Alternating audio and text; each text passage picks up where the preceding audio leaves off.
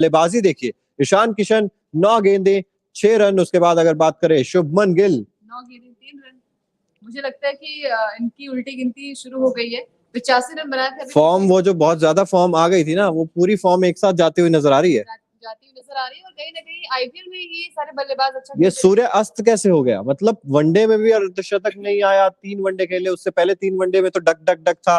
अब टी20 में जो वो मिस्टर 360 नंबर 1 रैंकिंग के बल्लेबाज, और अब तो टी20 में भी प्रदर्शन खराब आ रहा है।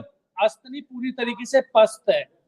अब जो बुरा टाइम आना शुरू हो चुका है, जो फॉर्म वनडे में खराब लगी हुई थी वो अब टी20 में भी दिख रही है। लेकिन मैं चाहूंगा तिलक वर्मा इस हार के बीच में जो सबसे बड़ा स्टार खिलाड़ी उभरा है, 39 रन जरूर बनाए हैं, लेकिन आप बॉल देख लीजिए, आप स्ट्राइक रेट देख लीजिए, आप छक्के देख लीजिए, सबसे नया खिलाड़ी सबसे खुलकर खेल रहा था। बिल्कुल खुलकर खेल रहे थे, और सबसे बड़ी बात है कि स्पीड को पहचान रहे थे, गेंद किस गति से आ रही है उसको पहचाना, टाइम लिया अपना, और उसके बाद शॉट पूरा कर रहे थे। तो जो इस पिच पे खेलने का तरीका था, वो आपके डेब्यूटेंट ने आपको दिखाया कि किस तरीके से खेलना है, लेकिन वो भी एक लंबी पारी में तब्दील नहीं कर पाए। और ये मतलब शॉकिंग है कि टीम इंडिया अब टी20 में वेस्ट इंडीज से भी हार रही है, वनडे एक मुकाबला हार रही है, एशिया कप आ रहा है, वर्ल्ड कप आ रहा है, खिलाड़ी आराम कर रहे हैं। मतलब कहाँ जा रही है टीम इंडिया की? बिल्कुल, टी20 में तो ये उम्मीद नहीं थी कि सारे बल्लेबाज जो है वो फ्रेश लग रहे थे। हार्दिक पांड्या की जो बल्लेबाजी हमने पिछले मैच में देखी थी वो दमदार थी। यहाँ पर उनका प्रदर्शन जो है वो मुझे लगता है कि बॉलिंग में भी नहीं दिख रही है और बैटिंग में भी देखिए 19 बॉल खेले और 19 रन बनाए। मुझे लगता है कि थोड़ा सा इन्हें ध्यान देने की जरूरत है अपनी, अगर इन्हें टीम इंडिया में जगह पक्की करने के लिए शायद वर्ल्ड कप अभी खेलना है, 50 फॉर्मेट आपको खेलना है, उसके बावजूद देखिए आप प्रदर्शन। संजू सैमसन एक बार फिर देखिए, हम मांग करते हैं, जो थे वो गुहार लगा रहे थे कि सैमसन को मौका मिलना चाहिए, और लक्ष्य सर बेसब्री से इनका इंतजार कर रहे थे। आज अच्छा मौका था, बिल्कुल आज अच्छा मौका था, और मौके को इन्होंने बुनाया नहीं, कहीं ना कहीं गलती हुई इनसे। और मैच के बीच में लक्ष्य सर बोल भी रहे थे कि भाई संजू सैमसन जिता सकते हैं मुकाबला। और मुझे लगता है कि लक्ष्य सर, मैं माफी चाहता हूं जो मैंने उम्मीद करी और मैंने जो आपको बताया, और किस्मत खराब तो नहीं कहूंगा, क्योंकि ऐसे समय पर रिस्की रन लेना ये खराब किस्मत नहीं है, आपका खराब कॉल है। और देखिए संजू सैमसन 12 पे 12, कितने मौके, निरंतरता के साथ प्रदर्शन, पता नहीं क्या है। और अब देखिए हम वेस्ट इंडीज की बैटिंग के बारे में बात नहीं कर रहे हैं, हम भारतीय गेंदबाजों के बारे में बात नहीं कर रहे हैं। क्या टीम इंडिया ऐसी इस लेवल पे पहुंच गई है जो 150 रन भी नहीं बना पा रही है, चाहे पिच कैसी भी हो? लेकिन वेस्ट इंडीज की गेंदबाजी ऐसी नहीं है जो आप इंग्लैंड और ऑस्ट्रेलिया, न्यूजीलैंड के खिलाफ खेल रहे हो।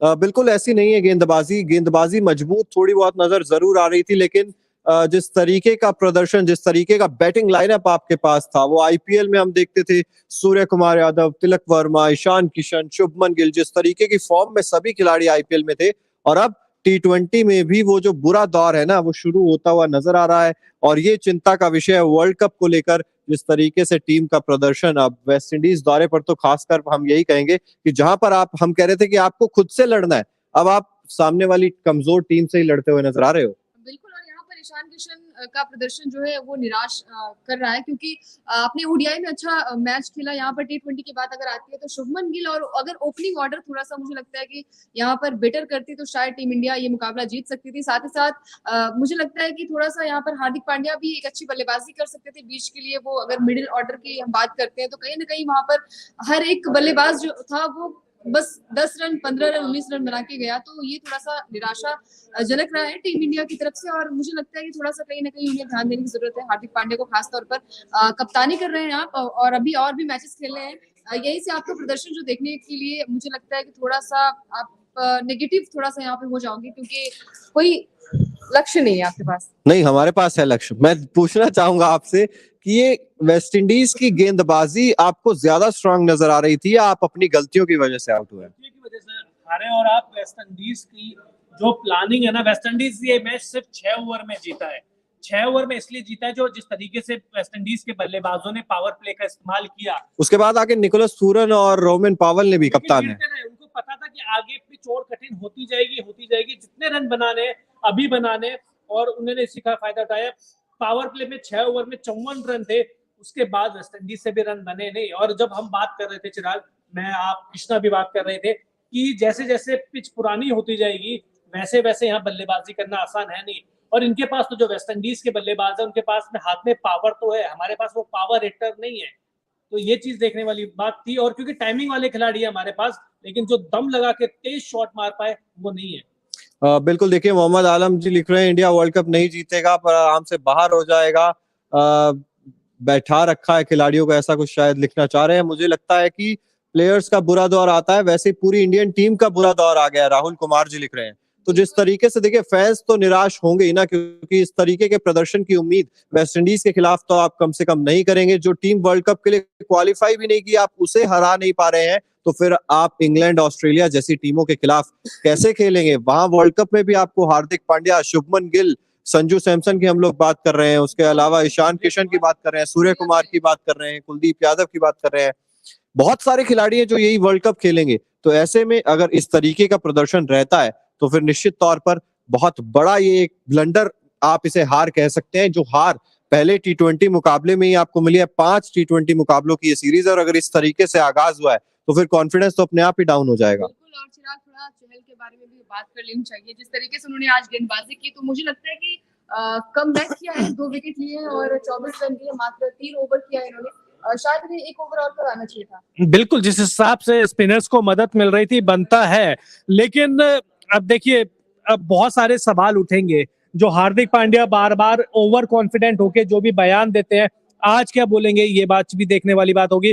और खुद हार्दिक पांड्या ने बल्लेबाजी से क्या किया है, चलिए पिछले मैच में उन्होंने रन बनाए थे, 4 ओवर भी किए। अब जब हम बात कर रहे हैं कि स्पिनर्स को मदद मिल रही थी, आप स्पिनर्स खिलाए भी थे, वहां से हमने दूसरी तरफ से देखा एक स्पिन गेंदबाज, उसको इतनी ज्यादा मदद मिली, और आपका जो स्पिन गेंदबाज था आपने उससे पूरे ओवर भी नहीं करवाया, आपने खुद पूरे ओवर किए। तो ये अपने आप में दिखाता है कि रणनीतिक भी एक जो चूक हुई है ना, वो यहाँ पर साफ दिखाई दे रही है। बिल्कुल हुई है। और ओवर कराए किसके नहीं, जो आपका सबसे अच्छा स्पिनर है युजवेंद्र चहल, उसके ओवर नहीं कराए हैं आपने।